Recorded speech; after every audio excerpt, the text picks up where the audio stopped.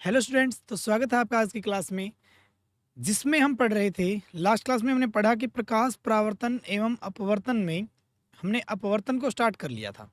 तो आज हम उससे आगे बढ़ते हैं और आज हम पढ़ेंगे अपवर्तनांक क्या होता है। तो देखिए शाबाश, हेडिंग डालिए। सबसे पहले मैं आपको एक चीज़ बता दूं, अपवर्तन के बारे में थोड़ा सा रिवाइज करते हैं, क्योंकि अपवर्तनांक आपको तभी समझ में आएगा जब आपने अपवर्तन के दोनों नियम अच्छे से पढ़े होंगे।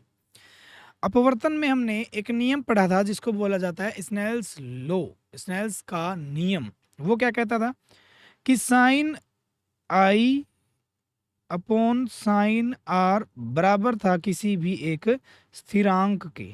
यही पढ़ा हमने। और इस स्थिरांक को कहा जाता है अपवर्तनांक। इसी को क्या बोलते हैं हम? अपवर्तनांक बोलते हैं, जिसको इंग्लिश में बोलते हैं रिफ्रैक्टिव इंडेक्स। क्या बोलते हैं? रिफ्रैक्टिव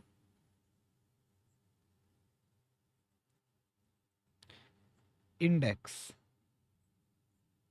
अपवर्तनांक sine I upon sine are बराबर होगा किसी स्थिरांक के, किसी कांस्टेंट के, और वो क्या कहलाएगा? आपका अपवर्तनांक कहलाता है। ठीक है, यहाँ पे मैंने के वैसे ही लिखा है सिर्फ बताने के लिए। अब बात आती है अपवर्तनांक की कि अपवर्तनांक क्या होता है। अब हेडिंग डालिए अपवर्तनांक। देखिए, अपवर्तनांक जो है हमारा,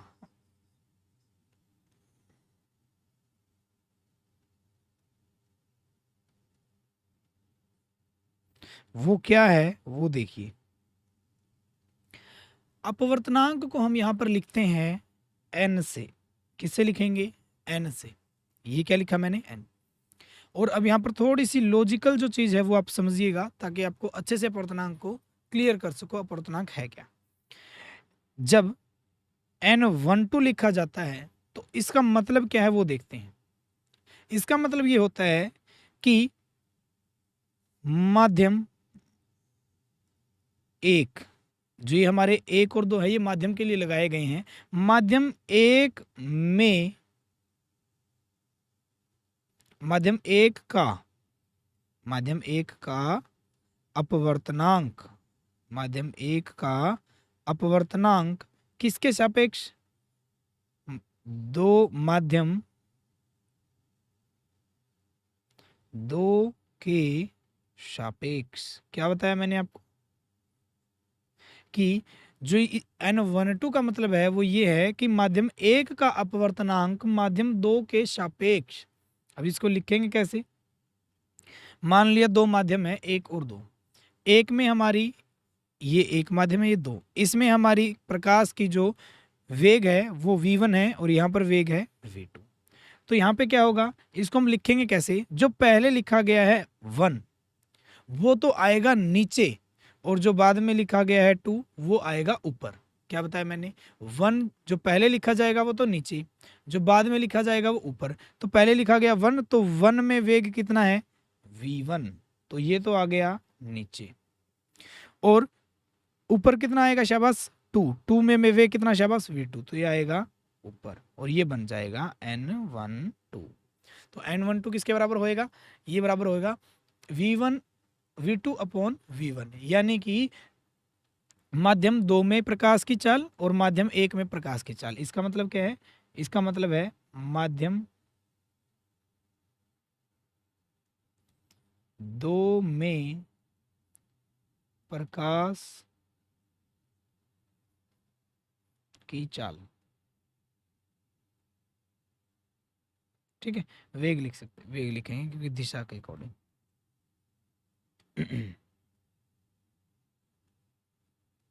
और यहां पर क्या होगा? माध्यम एक में प्रकाश का वेग। चाल लिखना चाहे तो आप यहाँ पर चाल भी लिख सकते हैं, क्योंकि यहाँ अगर हम दिशा को नहीं बताएंगे तो चाल लिख सकते हैं, प्रकाश की चाल। और यहाँ भी प्रकाश की क्या हो जाएगी? चाल। वेग लिखेंगे तो हम सिर्फ दिशा को बताते हैं और कुछ नहीं है। तो N12 क्या बना हमारा? v2 अपॉन v1 बना। यानी क्या बना कि माध्यम दो में प्रकाश की चाल, और नीचे क्या आएगा? माध्यम एक में प्रकाश की चाल। शाबाश। इसी तरह से अगर मैं आपको 2 1 लिख दूं तो आप जल्दी से बताइए कि 2 1 का मतलब क्या होगा। 2 1 का मतलब क्या हो जाएगा, माध्यम 2 के सापेक्ष, माध्यम 2 का अपवर्तनांक, जो माध्यम 2 का क्या होगा, माध्यम 2 का अपवर्तनांक किसके सापेक्ष, माध्यम 1 के सापेक्ष। इसका मतलब क्या है कि माध्यम 2 का अपवर्तनांक है और माध्यम 1 के सापेक्ष है। और लिखेंगे कैसे हम इसको शाबाश, जो पहले लिखा गया वो नीचे और जो बाद में लिखा गया वो ऊपर। तो नीचे क्या आएगा v2 और ऊपर क्या आ जाएगा v1, यानी माध्यम 1 में प्रकाश की चाल ऊपर आएगी, माध्यम 2 में जो प्रकाश की चाल है वो नीचे आ जाएगा। समझ में आया। तो ये हो गए हमारे अपवर्तनांक के बारे में कि एक माध्यम का अपवर्तनांक दूसरे माध्यम के सापेक्ष कैसे लिखते हैं। ठीक है, अब हम लिखेंगे, मान लीजिए n1 लिख रखा है डायरेक्ट, तो इसका मतलब होता है यहां पर अपने आप समझ जाना कि एक माध्यम तो उसने दे दिया कि उसमें कुछ ना कुछ चाल होगी v1 चाल होगी, लेकिन जो हमारा दूसरा माध्यम होगा, जो हमारा क्या होगा दूसरा माध्यम होगा, वो माध्यम अपने आप समझ जाना क्या ले रखा है, खाली है। क्या ले रखा है, खाली है ही नहीं। अगर नहीं है तो खाली कहाँ पर होता है, मैंने आपको 4 माध्यम बताए थे बहुत, कि 4 माध्यम कौन कौन से होते हैं, ठोस, द्रव, गैस और एक होता है निर्वात। निर्वात मतलब खाली जगह जो हमारी पृथ्वी से बाहर होती है, तो निर्वात होगा। तो यहाँ पर अगर एक हमारा पहला क्या है शाबाश, एक लिख रखा है तो उसका मतलब माध्यम एक की बात की जा रही है, लेकिन दूसरा जो है वो नहीं लिख रखा, तो उसका मतलब क्या है, यहाँ पर कुछ नहीं है, तो इसका मतलब यहाँ क्या है, निर्वात है। क्या है, निर्वात है। तो कैसे लिखेंगे, जो पहला लिखा गया वो नीचे v1 और जो बाद में लिखा गया वो ऊपर। निर्वात है तो ऊपर आएगा निर्वात में प्रकाश की चाल, निर्वात में प्रकाश की चाल, और नीचे क्या आएगा हमारा, नीचे आ जाएगा माध्यम 1 में प्रकाश की चाल, 1 में प्रकाश की चाल। और बताया कैसे जाएगा कि एक का माध्यम 1 का अपवर्तनांक उसके निर्वात में, जो हमारा क्या होगा, माध्यम 1 का अपवर्तनांक निर्वात के सापेक्ष, किसके सापेक्ष, निर्वात के सापेक्ष। तो यहाँ पर हमारा क्या हो जाएगा, अब देखिए निर्वात में प्रकाश की चाल कितनी होती है, उसको हम लिखते हैं c से। किसे लिखते हैं, हमेशा याद रखना c से लिखते हैं। और माध्यम 1 में प्रकाश की चाल हो जाएगी v1, तो ये हमारा बनेगा c/v1। और c की वैल्यू भी आपको याद होगी, क्या होती है, 3 × 10⁸ मीटर पर सेकेंड, इतनी होती है निर्वात में प्रकाश की चाल। हो जाएगा।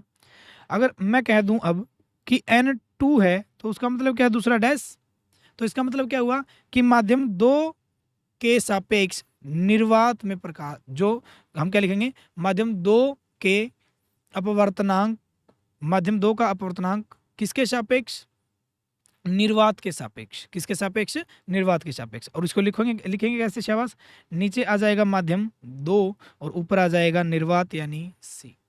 समझ में आया। तो ये हमारा हो गया। और इनको बोला जाता है, जो हमारा निर्वात के अकॉर्डिंग, जब निर्वात के सापेक्ष लिया जाता है तो इनको बोला जाता है निरपेक्ष अपवर्तनांक। क्या बोला जाता है, निरपेक्ष अपवर्तनांक। अब निरपेक्ष अपवर्तनांक का मतलब क्या है, इसका मतलब है कि निर्वात के माध्यम के हम क्या ले रखे हैं, जो एक माध्यम का अपवर्तनांक है वो किसके सापेक्ष है, वो निर्वात के सापेक्ष है, जिसको क्या बोला जाएगा, निरपेक्ष अपवर्तनांक। इन दोनों को क्या बोला जाएगा, निरपेक्ष अपवर्तनांक बोला जाएगा। समझ में आया। आगे बढ़ते हैं। अब हम यहाँ पर कुछ एक चीज देखते हैं। क्या हमने क्या देखा, जब हमने n12 को लिखा तो वो हमारा क्या बना, या फिर स्टार्ट करते हैं, n1 को लिखा सिर्फ तो वो किसके बराबर बना था, मैंने आपको बताया। इसका मतलब दूसरा क्या था, निर्वात था। जो पहले लिखा गया वो नीचे आया और जो बाद में लिखा गया वो ऊपर, निर्वात ऊपर। फिर हमने लिखा N2 को, वो क्या बना था, वो बना हमारा, यहाँ पर कुछ नहीं है तो V2 तो नीचे और C ऊपर। फिर मैंने लिखा था N12 भी लिखा था, उसको कैसे लिखा जाएगा, शाबाश, N12 को कैसे लिखेंगे कि जो पहले आया वो नीचे और जो बाद में आया वो ऊपर। और अगर हम लिखना चाहें N21 को तो पहले आया वो नीचे और जो बाद में आया वो ऊपर। ये आपको चारों के चार याद रखने हैं। इन्हीं से हम बनाएंगे अब संबंध। देखते हैं शाबाश क्या है संबंध, देखिए क्या है। हम यहाँ पर डिवाइड करते हैं जो निरपेक्ष, ये हमारे क्या थे दोनों के दोनों, ये थे हमारे निरपेक्ष अपवर्तनांक। क्या थे, निरपेक्ष अपवर्तनांक। और इनको जब डिवाइड किया जाता है, क्या किया जाता है, डिवाइड किया जाता है। मान लीजिए आपने डिवाइड किया, N1 को डिवाइड किया N2 से, N1 N2 अकेला 1 2 बता रहा है कि ये निर्वात के सापेक्ष लिए गए हैं, तो ऊपर आ जाएगा C/V1 और नीचे आ जाएगा C/V2।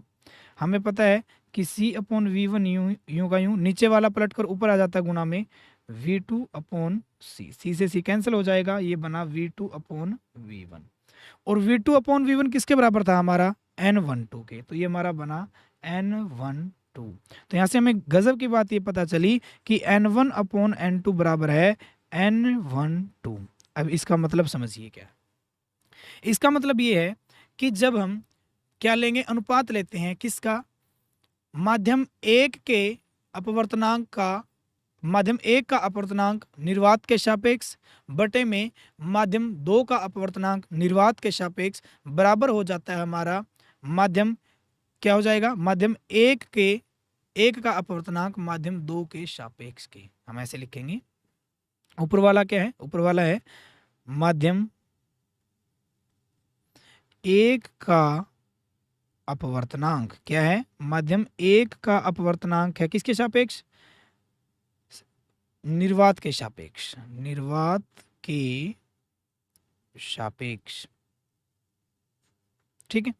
और नीचे आएगा हमारा माध्यम 2 का अपवर्तनांक, माध्यम 2 का अपवर्तनांक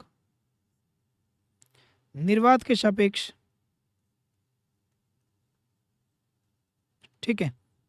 लेकिन बराबर में क्या आया हमारा, ये बराबर आया N12 के। और N12 क्या बताता है, N12 हमें बताता है कि माध्यम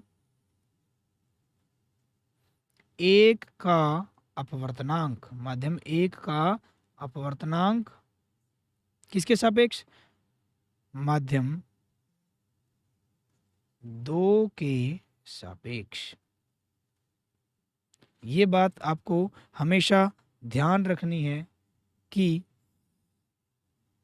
जब माध्यम 1 का अपवर्तनांक निर्वात के सापेक्ष लेकर उसको डिवाइड कर दिया जाता है माध्यम 2 का अपवर्तनांक निर्वात के सापेक्ष, तो अब हमारा बराबर बनेगा, या तो वो निकालिए या सिर्फ डायरेक्ट निकाल लीजिए, माध्यम 1 का अपवर्तनांक किसके सापेक्ष, 2 के सापेक्ष निकाल लीजिए, उसका मतलब यही होगा, ठीक है। तो ये दोनों चीजें हो गई। अगर हम उल्टा कर दें इसको, अगर हम N1 डिवाइड बाय N2 किया था हमने इनको, तो अगर हम इसको उल्टा कर दें, N2 ऊपर और N1 नीचे कर दें, तो क्या होगा, हमने N2 को ऊपर किया और N1 को किया नीचे, तो N2 की वैल्यू क्या थी, N2 की वैल्यू क्या बताई थी, C/V2, और N1 की वैल्यू C/V1। वही होगा, ऊपर वाले तो यूं के यूं रहेंगे और नीचे वाला पलट के ऊपर आ जाएगा, ये C से C कैंसिल हो गया, V1/V2। और देखिए V1/V2 किसके बराबर था, V1/V2 N21 के बराबर था, तो ये लिख दिया N21। इससे हमें ये बात पता चली N2/N1 बराबर है N21। अब ये क्या कहता है, इसके अकॉर्डिंग क्या है कि माध्यम 2 का अपवर्तनांक निर्वात के सापेक्ष डिवाइड में माध्यम 1 का अपवर्तनांक निर्वात के सापेक्ष, ये सारा कुल बराबर होगा किसके, माध्यम 2 का अपवर्तनांक 1 के सापेक्ष, इसके बराबर होगा। तो यहाँ से हमें दोनों बातें पता चली जो सबसे इंपॉर्टेंट थी, इन्हीं से हम निकालेंगे, क्योंकि इन्हीं से हमें पता चलेगा, इन्हीं से हमें क्या पता चलेगा, हमें ये बात पता चलेगी कि जो सघन माध्यम है और दूसरा जो हमारा विरल माध्यम है, ये जो माध्यम है हमारे, इन माध्यम में किस तरीके से हमारी जो किरण आती है और वो अपने वास्तविक पथ से विचलित होकर किस तरफ मुड़ेगी, वो हम अच्छे से देखेंगे।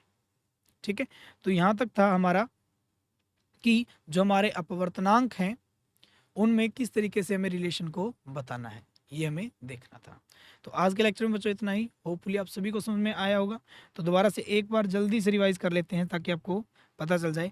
हमने अपवर्तन में देखा था कि जो उसका स्नेल्स का नियम है वो कहता है कि साइन आई अपॉन साइन आर किसके लिए है, ये सेम कलर की जो हमारी क्या होगी, सेम कलर के लिए, जो हमारा सेम रंग के लिए जो हमारी किरण आएगी, ठीक है, जिसकी चाल होगी उनके लिए sine I upon sine are बराबर होगा स्थिरांक के।